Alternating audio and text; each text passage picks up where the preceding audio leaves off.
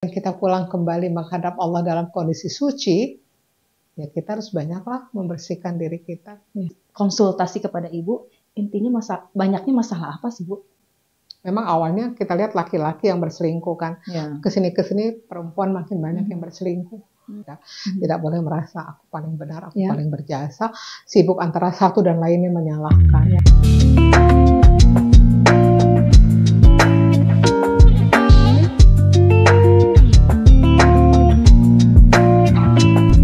Bu Hairati setelah menulis buku Titian Tobat ini, Ibu banyak diundang gitu ya untuk menjadi pemateri. Salah satunya adalah di Radio MKFM yang hadir di hari apa tuh, Bu? Kalau waktu itu setiap Jumat. Jam 10. Sekarang hari Kamis sama hari Ahad. Tuh, hari Kamis jam 10, Ahad jam 1. Jam 1 ya. Tahun berapa masuk di MKFM? Kalau di MKFM udah 10 tahun ya, kurang lebih 10 tahun ya. 10 tahun. Iya, udah lama ya, Bu ya. Ya, nggak kerasa. Ya. Dan kebanyakan tema-tema yang Ibu sampaikan seputar tazkiyah gitu ya, tazkiyah nafs gitu ya, refleksi diri, muhasabah, kemudian taubat. Apakah itu semacam jadi passionnya Ibu atau seperti apa, Bu? Saya berprinsip menyampaikan sesuatu ya, materi, bukan sekedar teori. Ya. Tapi saya menyampaikan sesuatu yang saya menjalani proses itu. Dan saya ingin semuanya ayo bareng-bareng kita ke Allah itu. Sesuai dengan kemampuan saya. Jadi otomatis untuk menuju Allah itu memang butuh Allah yang maha suci. Kitanya harus banyak mensucikan diri kita. Karena kita itu setelah lahir ke dunia ini, usia balik, itu banyak sekali kotoran-kotoran dalam jiwa kita. Sehingga kalau ingin kita pulang kembali menghadap Allah dalam kondisi suci, ya kita harus banyaklah membersihkan diri kita. Dan berlatih sebetulnya untuk banyak melihat kekurangan diri, tidak melihat kekurangan orang gitu. Karena tobat ini dalam teori perjalanan menuju Allah adalah makom yang paling dasar. Kita mau pulang ke Allah, menghadap Allah, makomnya ini tobat dulu, disucikan dulu hati kita itu, baru nanti kita bisa juhud kepada dunia. Kalau udah juhud kepada dunia, kita bisa sabar, bisa tawakal, bisa syukur, terus naik. Nah itu basic semua ulama berpendapat adalah tobat. Tobat ini pembersihan awal. Jadi kalau kita mau kemana lagi sih di dunia ini, ya kita kenal Tuhan kita, Allah yang kita sembah. Di akhirat kita pengen ketemu dengan Allah. Apa dong harus yang kita lakukan untuk bisa ketemu Allah di akhirat? Di dunia ini bisa kenal Allah. Membuka hijabnya. Hijab itu dibuka berupa dosa-dosa cinta dunia. Makanya kenapa untuk membersihkan dosa itu ya harus banyak ke dalam diri kan? Melihat ke dalam. Nggak mungkin kita bertobat tapi nggak tahu yang ditobati gitu. Mau memperbaiki diri nggak tahu apa yang diperbaiki. Nah itu seperti itu sih. Jadi makanya ke dalam sih sebenarnya ke dalam. Sebenarnya ke saya sendiri gitu. Hanya saja saya ngajak itu bareng-bareng gitu loh. Bukan berarti saya lebih baik, lebih sempurna. Tidak. Gitu. Menurut Ibu Hairati sendiri, seiring berkembangnya zaman gitu ya, kunci utama bagi muslimah itu apa, Bu? Yang harus kita pegang? Punya sikap, punya prinsip, punya ilmu syar'i, tahu mana yang benar, mana yang salah, aturan-aturan Allahnya. Jadi jangan menjadi pengikut, mengikuti ikutan gitu loh, ikut tren gitu. Tapi tidak punya dasar ilmunya. Akhirnya nanti dia keluar dari jalurnya. Ibu jam terbangnya mungkin sekarang lebih banyak ya, Bu ya, untuk mengisi acara di mana gitu. Karena mungkin yang saya tahu Ibu juga sering ngisi lain di MKFM, di luar radio juga ada banyak. Keluarga Ibu gimana mensupport dan mendukung Ibu untuk terjun di dunia dakwah ini? Iya, sebetulnya ya secara kasat mata kami bukanlah keluarga yang ideal dalam arti kumpul bareng, Ya. terus kesana kesini bareng gitu ya, sehingga apa namanya itu harus harus nanti ini begini enggak. Ya. Di keluarga saya itu kami masing-masing punya kegiatan. Jadi saya menganalogikan seperti piramid. Ya. Piramid itu puncaknya adalah Allah. Ya. Istri yang mau ke Allah, suami mau ke Allah, anak mau ke Allah. Yuk sama-sama kita ke Allah hatinya. Ya. Kalau sudah seperti ini, walaupun fisiknya jarang ketemu, maka hati itu akan terpaut selalu. Ya. Jadi semuanya mendukung, semuanya mengerti, memahami. Ya. Dan tapi yang terberat memang jangan sampai sibuk di luar menyampaikan kebaikan, kebenaran, tapi lupa untuk memperhatikan ke dalam. Misalnya saya udah benar belum jadi hamba Allah, jadi ibu dari istri, jadi istri. Anak-anak gimana dengan posisi ibu seperti ini gitu. Suami bagaimana. Nah ini kan perlu komunikasi. Jadi sebetulnya saya tidak mengatakan saya adalah keluarga yang sempurna, yang ideal, tidak. Semuanya keluarga saya itu kami berjuang menuju Allah semuanya. Dengan kondisi ujian dengan masing-masing. Tapi karena esensinya kita paham, kita sama-sama menuju Allah. Pasti akan ada tantangan, ujian, tapi tetaplah bertahan istiqomah. Lihat itu yang kita tuju Allah ya, gitu. Jadi apapun yang terjadi, jangan keluar dari garis yang lurus menuju Allah itu. Mempunyai tujuan yang sama. Ya, tapi yang penting semuanya saling memahami. Alhamdulillah Ibu ya.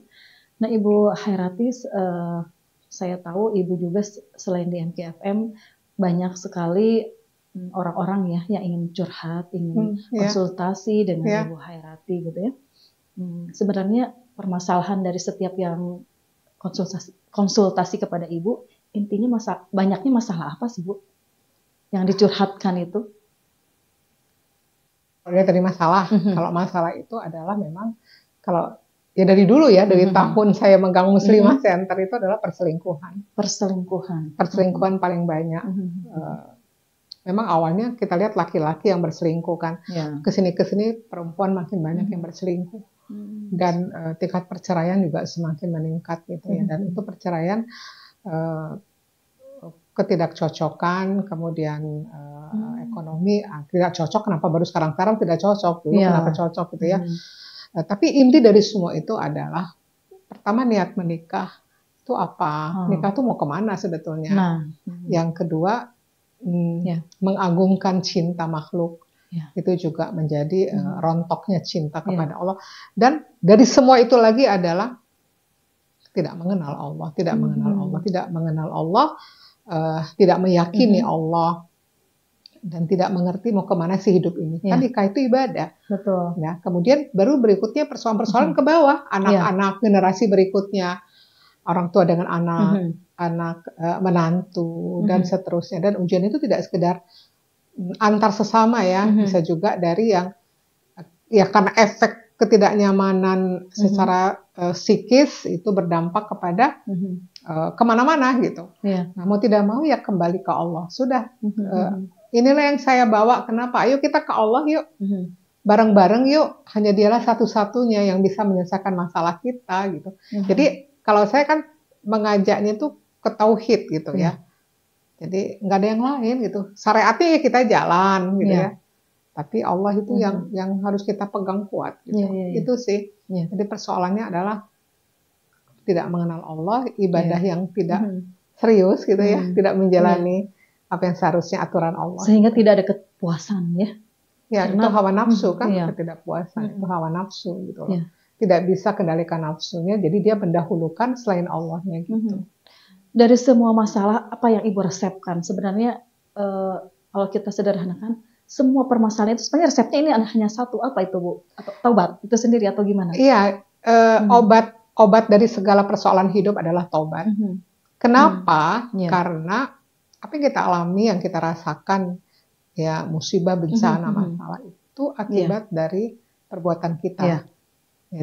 Jadi saya pegang itu dalilnya An-Nisa 79, An-Nisa 79, Asy-Syura 30. Asy-Syura 30. Kalau nikmat itu datang dari Allah, Ya. dari Allah datang. Tapi kalau musibah bencana itu karena perbuatan kita. Ya. Kemudian Al-A'raf 168. Allah tuh tegur kita loh, ada yang salah nih. Ya, Jadi harus kita perbaiki. Ya. Kemudian yang keempat An-Nisa 123, semua kezaliman dibalas oleh Allah sempurna. Ya. Dari 4 dalil ini intinya adalah yang kita alami dalam hidup, ketidakenakan kita, ketidaknyamanan, kepahitan, kepedihan, ada sesuatu yang salah dalam diri kita.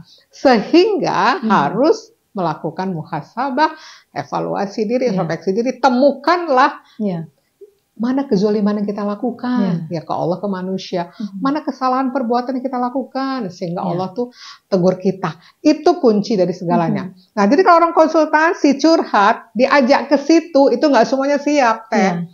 Hah? Kan saya dizolimi, kenapa saya harus evaluasi diri? Nah, itu tuh. Hah? Kenapa? Kan dia yang salah. Nah, makanya sebelum masuk ke tobat ini, dia harus menemukan ke dalam dirinya, dan untuk menemukan itu dia butuh mengobati penyakit hatinya, kesombongannya, ujubnya, sibuk dengan salahnya orang. Makanya kalau saya perhatikan, orang punya persoalan kadang lama nggak selesai ya dengan seseorang gitu ya, pasti dia masih menyimpan kedendaman, dia pasti masih memikirkan kesalahan orang kepada dirinya, tapi dia belum sampai ke dalam dirinya gitu.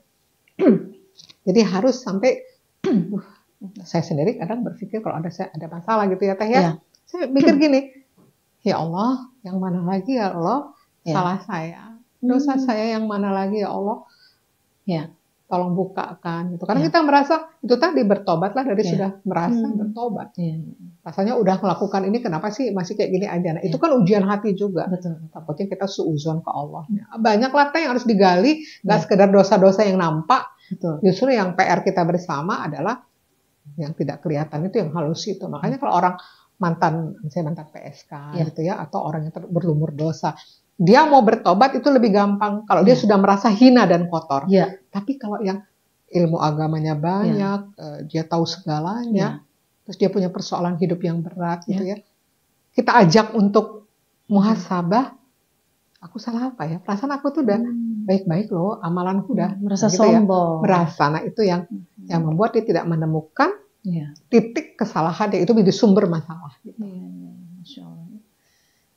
Ya, menarik ya Bu ya tentang taubat ini, dan kalau dikaji kayaknya nggak cukup sejam 2 jam nih, seharian juga kayaknya belum cukup ya Bu ya.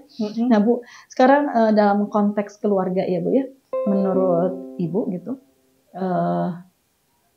apa yang harus kita waspadai di zaman ini dalam sebuah keluarga kita saat ini?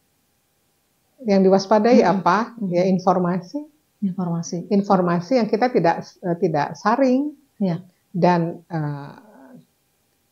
lebih bahaya lagi kalau kita tidak punya pondasi yang kuat, yang kita kaitkan dengan aturan-aturan Allah. Jadi ilmu intinya, jadi kalau kita udah kurang ilmu agama, kita lebih rentan karena kita tidak tahu kebenaran. Tapi kalau kita punya ilmu kebenaran, kita lebih bisa memfilter hal-hal yang sifatnya ini bisa membuat kita jatuh dalam dosa, dalam kemaksiatan gitu. Seperti itu. Bagaimana menumbuhkan alarm taubat di dalam sebuah rumah tangga, Ibu? Rontokkan kesombongan dari masing-masing anggota keluarga. Tidak boleh merasa aku paling benar, aku paling berjasa, sibuk antara satu dan lainnya menyalahkan. Karena kalau udah seperti itu, tuh cinta dunianya, hawa nafsunya. Kalau seperti itu udah nggak ada waktu lagi untuk ke dalam, untuk evaluasi, untuk bertobat. Karena yang dia lihat itu, kamu yang salah, kamu tuh nggak benar. Begitu kan, sudah kemana-mana, nanti dia nggak pernah punya waktu untuk bisa melihat ke dalam dirinya dan ke Allah. Gitu. Sebenarnya buat Ibu sendiri sebagai kalau saya bilang sih daiyah ya, daiyah. Bukan daiyah lah. Teman aja, teman berbagi, memotivasi diri dan ngajak motivasi orang. Spiritual gitu. Ya, motivasi spiritual. Ya, seorang motivator spiritual gitu ya. Ya jauh lah, masih jauh ya. Sama-sama memperbaiki diri. Intinya. Kalau saya bilangnya ustazah sih, karena kan guru juga ya, guru. Gitu ya. Sebagai Ibu Khairati gitu, motonya apa sih dalam hidup ini? Mujahadah tiada akhir. Masya Allah. Kenapa tuh? Ya karena kita, musuh nyata kita, nafsu di dalam diri kita. Yang paling berat kita menghadapi nafsu yang mengajak kepada kemaksiatan, yang itu membuat Allah tidak ridho kepada kita. Dan itu setiap detik, tiap tarikan nafas. Ya, betul. Kalau tantangan sebagai Ibu Hairati apa? Tantangan saya saat ini. Tantangan Ibu, bukan tentang saya. Tantangan Ibu saat ini. Ya, tantangan saya dalam menghadapi kehidupan yang sedang dijalani. Tantangan saya adalah kadang merasa diri itu masih benar. Ya. Sehingga itu yang membuat kadang itu kalau merasa diri benar, jatuhnya kan sombong ya. Kalau udah seperti itu kan makin sulitlah kita untuk berkomunikasi dengan Allah. Ya. Betul. Dan mudah-mudahan kita senantiasa berikhtiar dan Allah bimbing untuk menuju ke arah yang lebih baik ya Bu ya. Dan menjadi seorang hamba yang bisa senantiasa bertaubat. Yang sebenar-benarnya taubat ya. Amin ya Allah. Pengen tips dong dari Bu Hairati, bagaimana sih menjadi seorang muslimah tipe pembelajar. Saya lihat Ibu itu tipenya pembelajar gitu. Tiada tara mencari ilmu terus gitu. Ya, belajar itu kan tidak harus kita di kelas, tidak harus kita mengikuti sekolah tinggi gitu. Sekolah tinggi atau kita itu dalam kondisi formal. Kalau bagi saya, setiap yang kita dengar, kita lihat, yang kita rasakan itu adalah pembelajaran dari Allah. Jadi selalu bertanya, ini pesan Allah apa? Walaupun kita masih susah menemukannya, apa pesan Allah? Karena hati kita masih tertutup dosa. Tetapi kita bisa belajar dari kehidupan orang lain. Kita bisa belajar dari kejadian buat kita, baik itu yang menyakitkan maupun yang menggembirakan. Semua adalah ilmu ya. Jadi semuanya ilmu, apapun yang kita dengar. Orang curhat, buat saya ya orang curhat dengan sekian masalah. Masya Allah itu seperti Allah tuh menegur. Ini loh ada kasus contoh begini. Kamu kayak gitu enggak? Gitu. Kamu mengalami itu enggak? Gitu. Jadi kalau misalnya datang, ini anak saya. Seperti bercermin? Seperti bercermin. Jadi saya punya masalah dengan anak saya, misalnya datang itu anak saya tidak mau kuliah lagi, dia stop ya gini-gini. Saya tanya ke anaknya, kamu kenapa? Kamu kenapa? Kamu pengen kuliah enggak? Mau sampai selesai iya. Terus kenapa sekarang enggak mau pengennya tuh?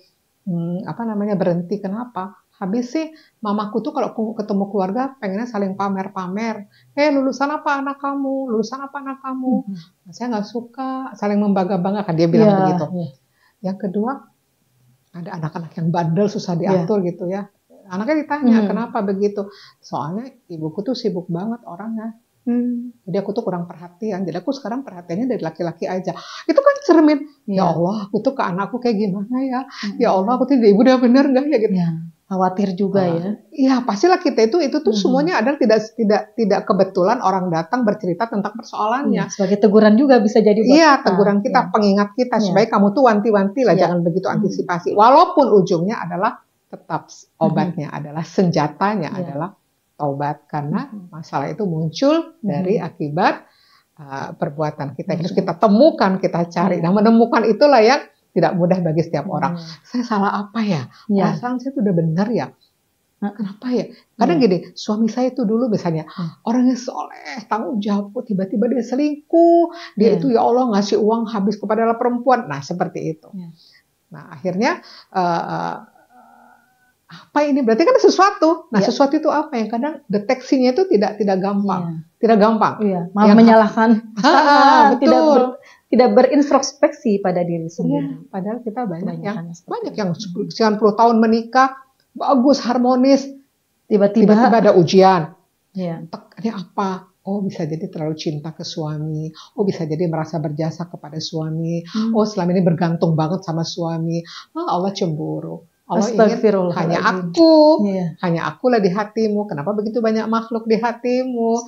Nah, gini-gini kadang tidak terdeteksi, tidak ketebak sama orang-orang. Makanya taubat itu perlunya itu di situ, menggerus, mentaubati hal-hal yang ke Allahnya itu kita nggak all out gitu loh, gitu. Ibu seru sekali ya, Masya Allah. Termenung sendiri, introspeksi sendiri juga.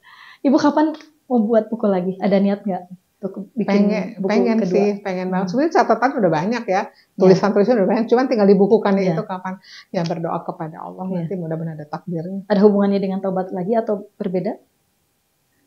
Sebenarnya Pasti ada sambungannya, ada Ada lanjutan sambungan. ya, ada lanjutan. Episode kedua ya. Ya. Penasaran ya? Penasaran. Iya, menarik ya Bu ya. Tapi karena waktu juga Ibu, Iya. sebenarnya insya Allah kita kalau Allah berkehendak mungkin kita akan dipertemukan kembali ya Bu ya. Amin, Insya Allah, amin, insya Allah. amin. Terakhir nih Ibu Khairati di perjumpaan kita hari ini. Untuk penutup ya. Kalau Ibu saya suruh atau bukan suruh, kalau Ibu diberikan kesempatan untuk mengatakan satu hal kepada semua orang, apa yang akan Ibu katakan? Tobatlah sampai mati. Ya. Masya Allah. Tobatlah sampai mati. mati. Jadi tidak ada DM-nya ya? Ya, tidak ada kata-kata saya sudah bertobat. Masya Allah. Ya. Alhamdulillah. Terima kasih. Jazakillah khairan kasiron. Ibu Khairati yang banyak memberikan inspirasi di kesempatan hari ini. Mudah-mudahan kita bisa mengambil makna dan hikmah dari obrolan kita di kesempatan siang hari ini. Sama-sama Teteh, makasih juga. Ya, di sini kita mendapatkan pelajaran bahwa kunci utama meraih kebersihan hati sehingga hidup menjadi bahagia adalah dengan taubat. Demikian diskusi kita hari ini di podcast MKFM dalam Inspirasi Muslimah. Semoga diskusi kita hari ini menginspirasi para muslimah untuk bisa mengambil makna dan hikmah dari setiap kejadian dan semangat untuk menjadi muslimah yang bermanfaat bagi lingkungan sekitar. Wa khairun nas anfa'uhum linnas. Dan sebaik-baik manusia adalah yang bermanfaat bagi manusia lainnya. Wassalamualaikum warahmatullahi wabarakatuh. Waalaikumsalam warahmatullahi wabarakatuh.